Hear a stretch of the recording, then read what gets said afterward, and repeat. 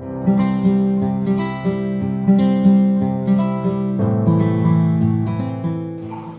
dia a todos. É um prazer estar com vocês novamente aqui para batermos um papo. Na verdade, mais do que um papo, uma reflexão sobre os ensinamentos de Jesus, sobre os ensinamentos morais que ele nos deixou. Então, como sempre fazemos, vamos fazer uma pequena oração, que na verdade é uma forma de nos ligarmos ao plano espiritual superior. Que alguns chamam para que nós possamos entrar em estado de paz. Que o nosso corpo, o nosso perispírito esteja preparado para receber todo aquele benefício que nós vamos receber. Já estamos recebendo agora e vamos receber depois na sala de paz. Por isso nós sempre começamos e terminamos com uma oração. Então vamos, aqueles que conseguirem fechar os olhos, agradecer ao plano espiritual, agradecer a todos os nossos mentores por mais essa oportunidade de estarmos num domingo de muita luz. Vamos pedir que nos prepare para recebermos o paz e para que possamos sair daqui melhores do que entramos. Que assim seja. Bom, o capítulo de hoje, como já foi falado pela André, fala da fé que transporta montanhas. E especificamente sobre a parábola da figueira seca. Eu vou ler a parábola, que é bem curtinha, para que nós possamos nos situar no tema de hoje. Então, a parábola da figueira seca diz o seguinte: isso é de Marcos. E ao outro dia, como saíssem de Betânia, Jesus teve fome. E tendo visto de longe uma figueira, viu de longe uma figueira, foi lá ver se acharia nela alguma coisa. E quando chegou a ela, nada achou senão folha, porque não era tempo de figos. E falando, lhe disse: nunca mais como alguém fruto de ti para sempre. E no outro dia pela manhã, ao passarem pela figueira, viram que ela estava seca até as raízes. Então Pedro disse a Jesus: olha, mestre, como secou a figueira que tu amaldiçoastes. Ela está seca até as raízes. E respondendo Jesus lhe disse: tende fé em Deus.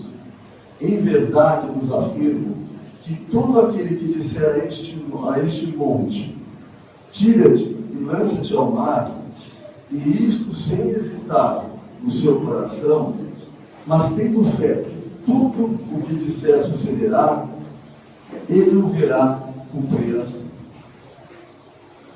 Então vocês veem que essa parábola da figueira seca, ela é bem interessante, né? Eu acredito que se Jesus fizesse isso nos dias de hoje, talvez ele fosse cancelado pelos ambientalistas. Porque imagina, ele teria amaldiçoado uma árvore só porque teve fome, foi lá e procurou e não achou frutos? Que estranho isso, né? Mas nós temos que entender que Jesus tinha que dar os seus exemplos, tinha que trazer as suas lições para seus discípulos e depois para nós, com o que ele tinha na época. E o que ele tinha na época, nesse momento, era uma figueira. Uma figueira, se vocês forem ver na história, a figueira era uma árvore muito bonita, muito grande, que se via de longe. E na Palestina, a figueira sempre foi uma árvore muito valorizada. Os figos eram muito apreciados, e a figueira naquela terra árida sempre foi uma árvore muito valorizada. E Jesus, como sempre, para impactar com suas lições, para que elas ficassem para nós para sempre, acabou sacrificando essa figueira. Por quê?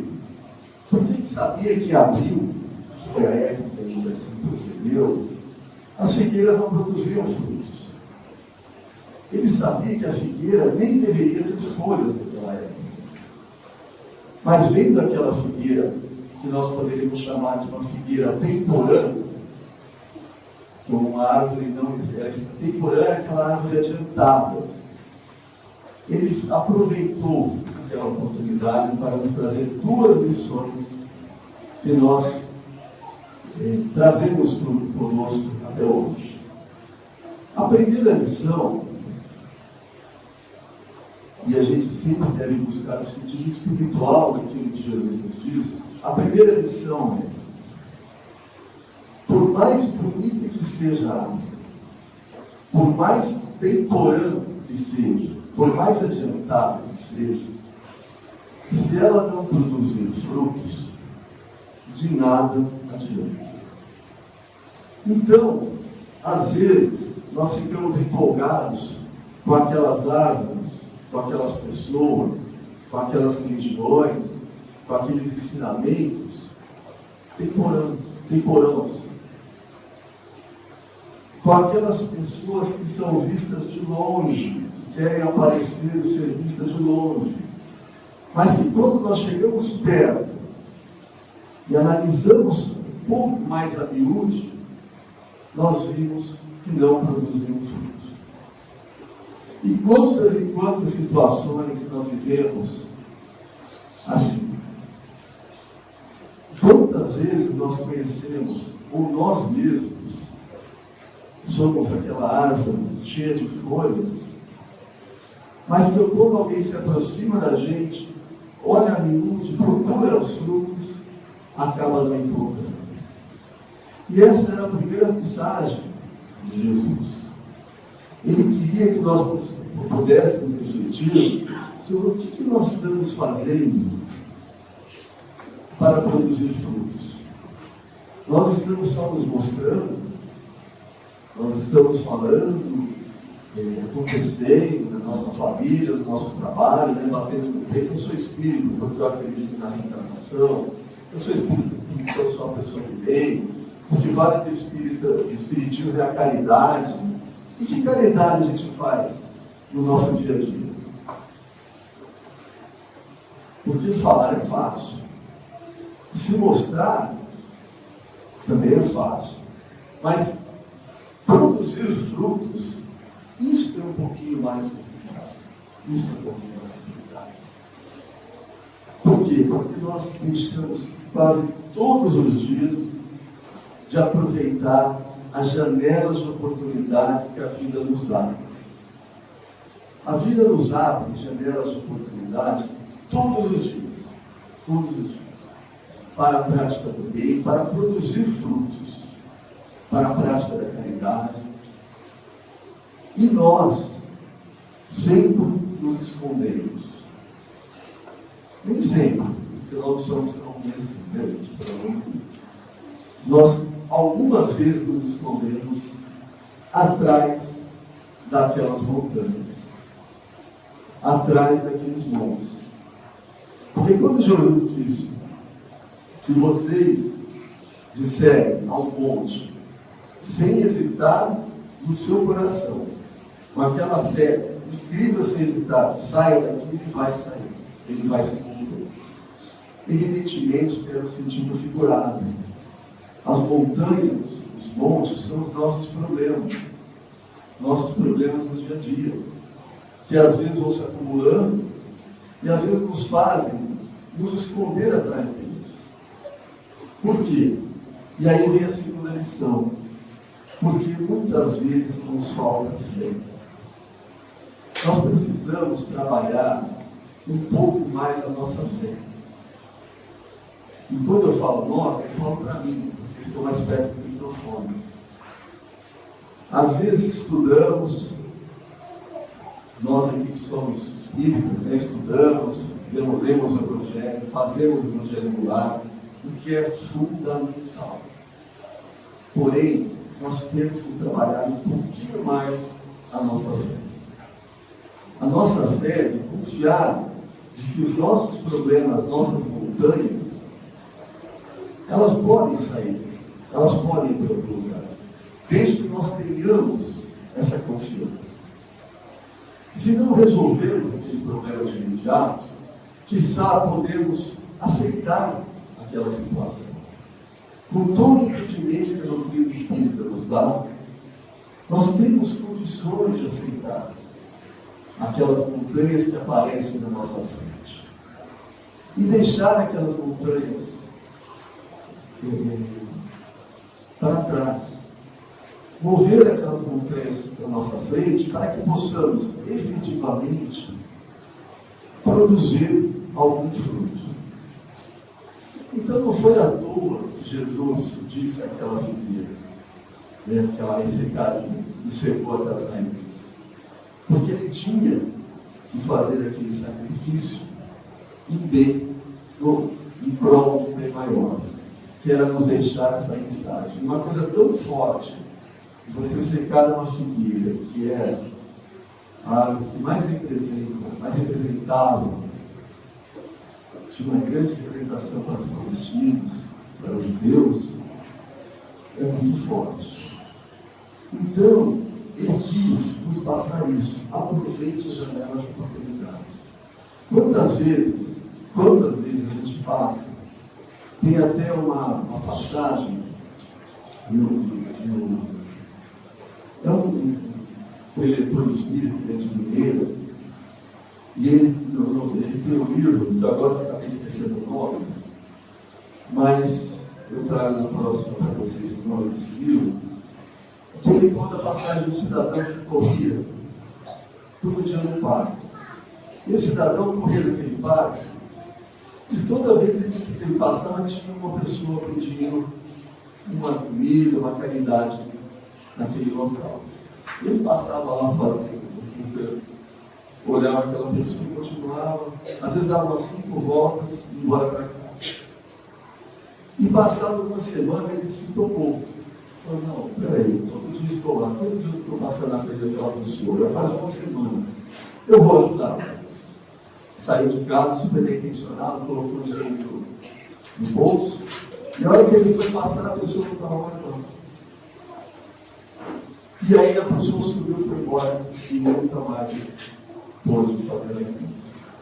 Ou seja, quantas vezes a gente não perde essa janela de oportunidade que a vida nos dá para produzir frutos, para praticar o bem, para fazer a caridade.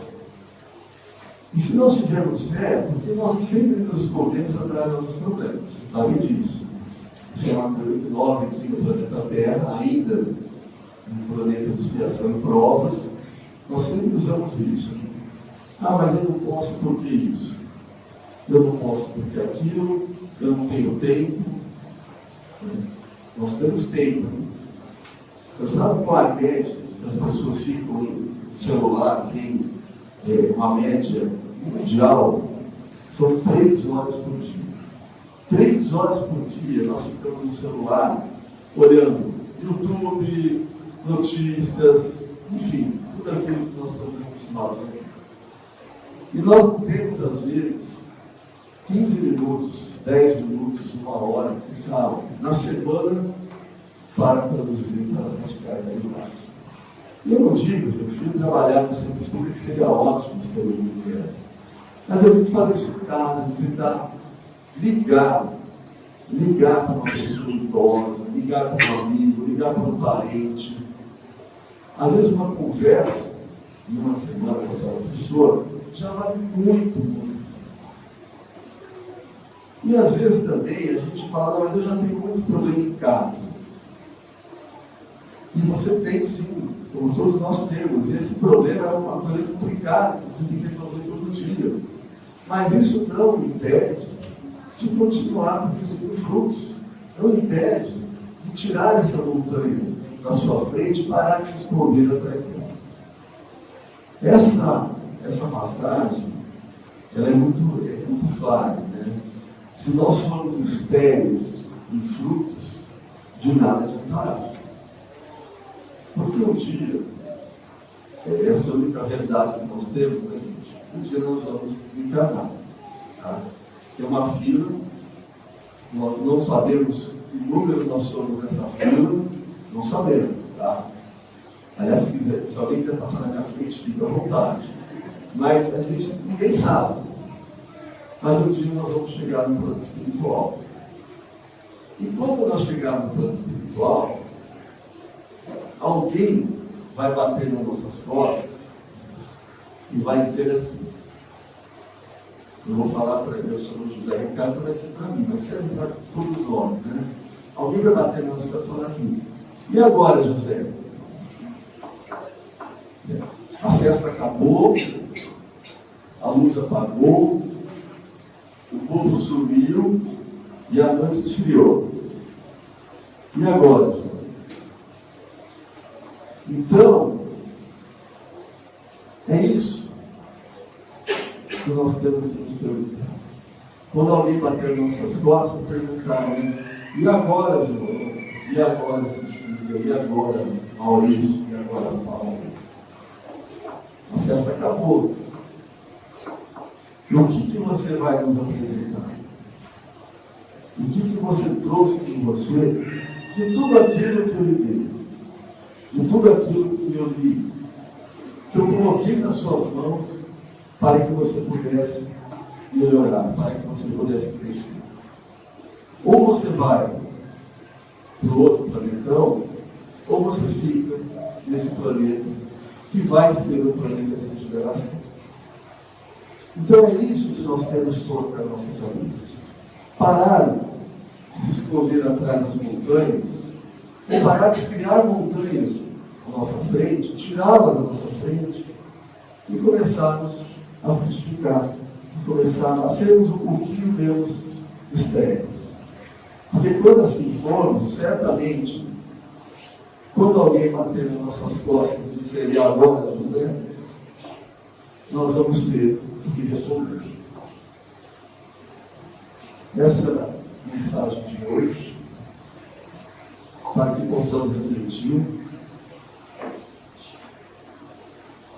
E assim, refletindo sobre as palavras de Jesus, vamos vibrar amor e luz a toda a nossa família, a todos os nossos parentes, a todas aquelas pessoas com que temos dificuldade de viver.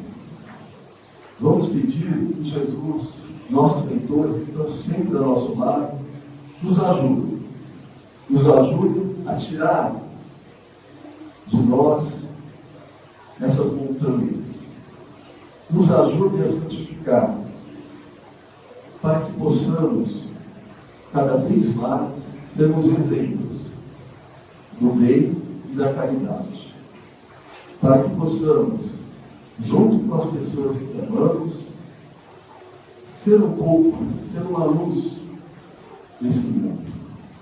E sendo várias luzes, podemos iluminar o nosso planeta. Que assim seja, graças a Deus.